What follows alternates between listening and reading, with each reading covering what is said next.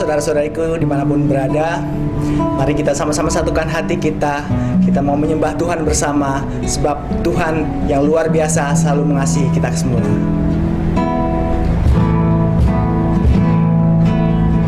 Terima kasih Tuhan, kami bersyukur. Kami datang menyembah nama-Mu. Haleluya, haleluya. Kami bersyukur Bapa. Haleluya. Terima kasih. Oh, terima kasih. Terima kasih Tuhan. Terima kasih. Tak sedetik pun Kau tinggalkanku. Anugerah-Mu berlimpah bagiku.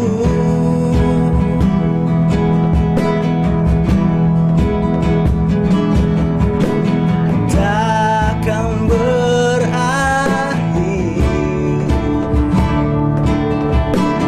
kasih setia-Mu. Sungguh ku kagum akan pribadi-Mu.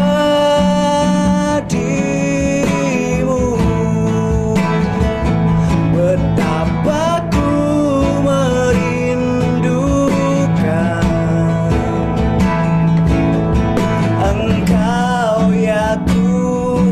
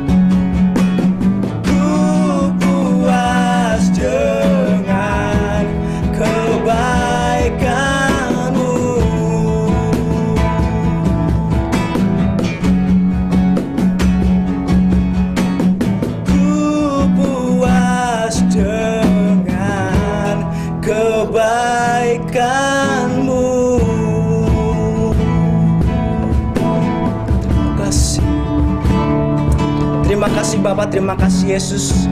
Kami bersyukur Tuhan, kami puas Tuhan jika kami mengerti semua rencana-Mu Bapa. Kami tahu Bapa bahwa kami ada di dalam tangan-Mu ya Tuhan. Di dalam masa-masa sulit ini Tuhan, kami bersyukur Bapa, kami bisa tetap beribadah bersama Engkau Tuhan. Sebentar kami mau mendengarkan firman-Mu ya Tuhan. Dan yang Engkau memberkati kami semua Tuhan, membukakan hati kami Bapa, agar kami bisa mendengarkan firman-Mu dengan sungguh-sungguh, dan bahkan kami bisa menjadi pelaku firman-Mu yang sungguh-sungguh Tuhan. Terima kasih Bapa, terima kasih Yesus. Kami bersyukur kepada Engkau dalam nama Tuhan Yesus Kristus kami berdoa. Haleluya. Amin. Senang sekali boleh berjumpa dengan orang-orang hebat, orang-orang perkasa, orang-orang yang memiliki masa depan yang penuh harapan, yang bergabung dalam satu pelayanan yang kita sepakati sama-sama, namanya yaitu Kingdom Living Generation Surabaya. Wow, sebuah nama yang sangat luar biasa. Dan saya percaya nama ini bukan sekedar nama, tapi sesungguhnya pada nama ini ada sebuah pesan ilahi yang Tuhan taruh dalam hidup kita, di mana setiap kita menjadi generasi muda yang memiliki masa depan yang penuh harapan, hidup berkemenangan, dan senantiasa memuliakan Tuhan. Wow. Nah, di akhir acara ini, saudara akan mendapat sebuah persembahan khusus dalam bentuk pujian kepada Tuhan lewat dua orang muda yang dipakai Tuhan juga secara luar biasa. Haleluya. Tapi sebelum saya lihat itu semua, kita fokus pada firman Tuhan lebih dulu. Mari persiapkan Alkitab saudara, Kisah Para Rasul pasal 1 ayat yang ketiga. Kisah Para Rasul 1 ayat yang ketiga berkata demikian. Kepada mereka Yesus menunjukkan dirinya setelah penderitaannya selesai, dan dengan banyak tanda ia membuktikan bahwa ia hidup. Sebab selama 40 hari ia berulang-ulang menampakkan diri dan berbicara kepada mereka tentang kerajaan Allah. Wow, luar biasa. Di antara Paskah dan Pentakosta, Yesus menampakkan dirinya berulang-ulang. Dalam penampakannya dia membuat mukjizat. Ia bicara tentang kerajaan Allah, dia menyatakan kebaikan Allah, dan dia menunjukkan bahwa dia hidup dan kita punya hari esok karena dia hidup. Haleluya. Nah, hari ini kita ada pada situasi yang sama, yaitu di antara Paskah dan Pentakosta. Di antara Paskah dan Pentakosta, Yesus menampakkan diri secara langsung. Orang boleh berpegangan tangan, berjumpa dengan dia, bicara secara langsung. Tetapi setelah dia naik ke surga, dia dengan tegas mengatakan bahwa rohnya ada dalam hidup saya dan juga ada dalam hidup saudara. Dan dia naik ke surga. Secara fisik dia tidak ada, tetapi secara roh dia ada. Dan dia menggunakan tubuh saudara menjadi tubuhnya. Mulut bibir kita, kaki tangan kita menjadi kaki tangannya. Sehingga dia mau supaya setiap kita boleh menyatakan kehadirannya kepada dunia ini. Wow, luar biasa. Saudara yang dikasih oleh Tuhan, di situasi-situasi seperti ini terus terang, kalau kita perhatikan satu demi satu, dunia sedang dalam keadaan sulit dan sangat-sangat sulit. Sebelum situasi yang terjadi hari-hari ini, kalau kita perhatikan dalam pencarian Google, dalam komunikasi umum, kita menemukan ada banyak orang yang mencari di mana restoran yang enak, di mana hotel yang baru, di mana diskon terbesar, di mana mall yang megah, mewah, dan banyak sekali diskon-diskonnya. Film apa yang paling bagus untuk ditonton? Ada banyak hal yang dicari yang merupakan kebutuhan, kesenangan duniawi, kebutuhan fisik. Tapi hari ini beda situasinya. Situasi apa? Orang tidak lagi mencari mall, orang tidak lagi cari restoran yang paling ramai, Orang tidak lagi cari tempat wisata yang banyak orangnya, tapi semua orang menjauhkan diri dari berbagai kerumunan dan memposisikan diri untuk lebih banyak berdiam diri di rumah. Lalu apa yang mereka cari? Oh saudaraku, kalau kita mau jujur, dari semua pencarian-pencarian yang ada, yang mendominasi dunia hari ini bukan lagi pencarian tentang restoran, mall, tempat wisata dan sebagainya, tapi pencarian terutama hari ini, setiap orang mencari dan mencari Tuhan. Amin. Orang kaya cari Tuhan, orang miskin cari Tuhan, pejabat cari Tuhan, tidak punya jabatan cari Tuhan. Semua orang mencari Tuhan. Kenapa? Karena terus terang dunia sedang dalam keadaan kacau. Kematian ada di depan mata. Dan orang-orang mengerti bahwa hanya Tuhanlah yang bisa diandalkan. Dengan berbagai keyakinan, dengan berbagai macam agama, semua orang cari Tuhan. Nah, saya mau kasih tahu saudara, Yesus sudah naik ke surga, tetapi rohnya ada dalam hidupmu. Dan dia mau sebagai orang muda, kita sebagai anak-anaknya menjadi pribadi yang menyatakan Tuhan di tengah-tengah dunia ini. Maukah saudara sepakat dengan kami untuk menjadi perwakilan Kristus, menyatakan Kristus di tengah-tengah dunia? Hari ini saya menantang engkau sebagai orang muda. Maukah engkau mengambil sebuah kesempatan dan tindakan? Pada saat engkau bicara, orang boleh mendengar suara Tuhan lewat hidupmu. Pada saat engkau berkata-kata, orang boleh mendengar apa yang Tuhan katakan lewat hidupmu. Pada saat engkau melakukan sesuatu, orang boleh merasakan sesuatu yang dikerjakan Tuhan dalam hidupmu. Pada saat orang berjumpa dengan engkau, orang mengalami perjumpaan dengan Tuhan. Wow, haleluya. Inilah orang muda yang diinginkan Tuhan hari-hari ini. Saudara, Tuhan katakan dalam Filipi 4 ayat yang kelima, di sana dikatakan, hendaklah kebaikan hatimu diketahui oleh semua orang karena Tuhan sudah datang. Hendaklah kebaikan hatimu diketahui oleh semua orang karena Tuhan sudah dekat. Saudara, saya berdoa, dan saya bukan cuma berdoa, saya mau bergerak bersama dengan saudara. Beberapa waktu yang lalu kami turun ke jalan, kami berbagi dengan beberapa orang, dan hari ini pada hari-hari ke depan, 4-5 hari lagi kami akan turun ke jalan lagi. Untuk apa? Untuk menyatakan Kristus, untuk membuat orang mengalami perjumpaan dengan Kristus lewat hidup kami. Apa yang kami lakukan? Di tengah-tengah orang susah, kami ingin membawa kehadiran Kristus lewat hidup mereka, aja itu mereka boleh diberkati. Saudaraku, kalau engkau punya lilin dan engkau bawa lilin itu keluar rumah di siang hari, tidak ada artinya. Kalau engkau punya garam lalu engkau menggarami lautan yang luas, nol, tidak ada artinya. Kalau engkau memberi kepada banyak orang yang berkelimpahan, apalah artinya? Tapi di tengah-tengah orang susah engkau melakukan sesuatu. Di tengah-tengah orang berkekurangan engkau memberikan sesuatu yang mereka butuhkan. Sesungguhnya inilah yang Tuhan mau, engkau menjadi terang di tengah-tengah kegelapan. Biarlah kebaikan hatimu diketahui oleh semua orang karena Tuhan sudah dekat. Orang muda yang dikasihi oleh Tuhan, saya ingin bergandengan tangan bersama dengan saudara supaya kita boleh menjadi pribadi yang adalah mewakili Kristus di tengah-tengah dunia ini. Ingat, ada roh Allah dalam hidupmu, tapi dia mau bukan saja rohnya tinggal dalam hidupmu, tapi kaki dan tanganmu dan hidupmu adalah wakilnya, adalah tubuhnya yang boleh dijumpai oleh semua orang, dan mereka boleh diberkati lewat kehidupanmu. Haleluya. Mungkin saya bertanya, Pak, harus ngapain? Oh, banyak saudara. Terus terang, dalam 4-5 hari ke depan kami akan turun ke jalan. Mungkin kamu bisa memberi sesuatu kepada orang-orang miskin, orang-orang yang kekurangan, orang-orang yang susah.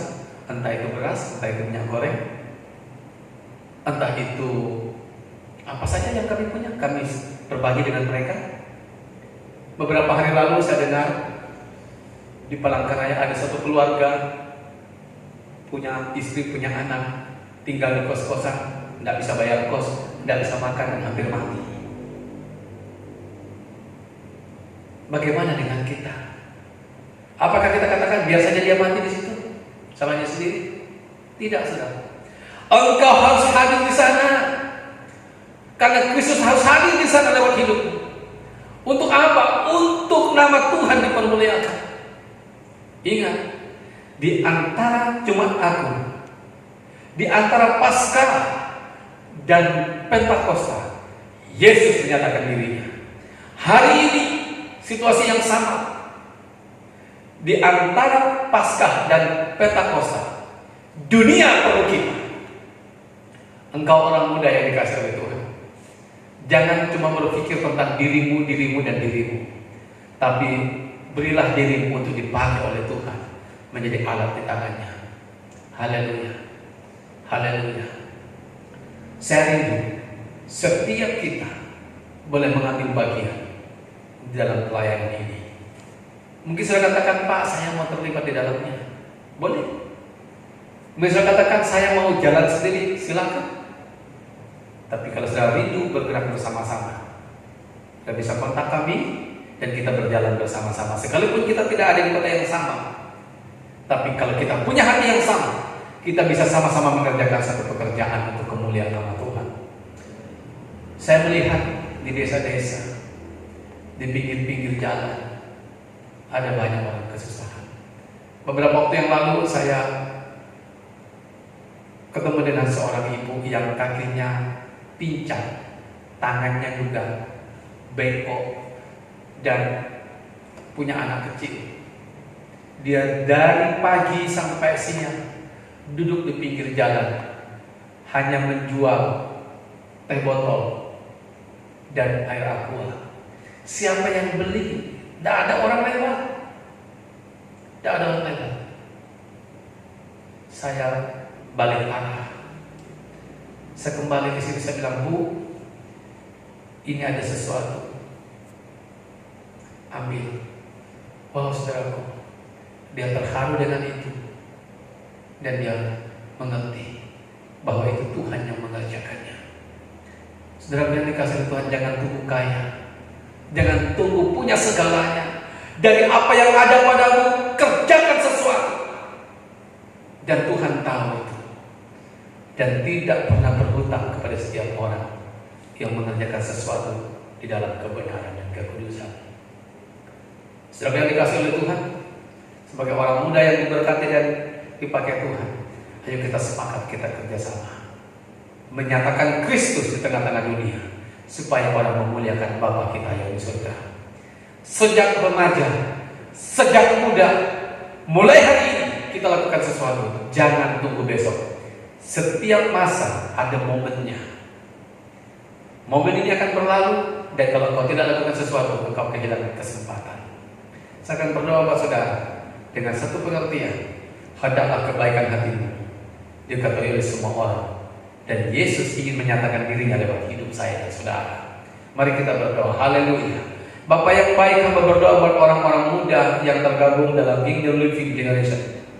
Tuhan, Engkau pakai kami semua menjadi alat yang besar dan dahsyat di tangan-Mu. Lewat hidup kami, nama Tuhan dipermuliakan. Lewat hidup kami, nama Tuhan diagungkan. Lewat hidup kami, kerajaan Allah dinyatakan. Ada banyak jiwa diselamatkan. Terima kasih Bapak. Kami bersyukur tahun ini kami punya tema yang luar biasa, menabur dan menuai. Dan kami percaya di saat kami menabur, maka tuayan-tuayan itu menjadi bagian kami. Dalam nama Tuhan Yesus sama berdoa. Dalam nama Tuhan Yesus sama bersyukur. Haleluya. Haleluya. Amin.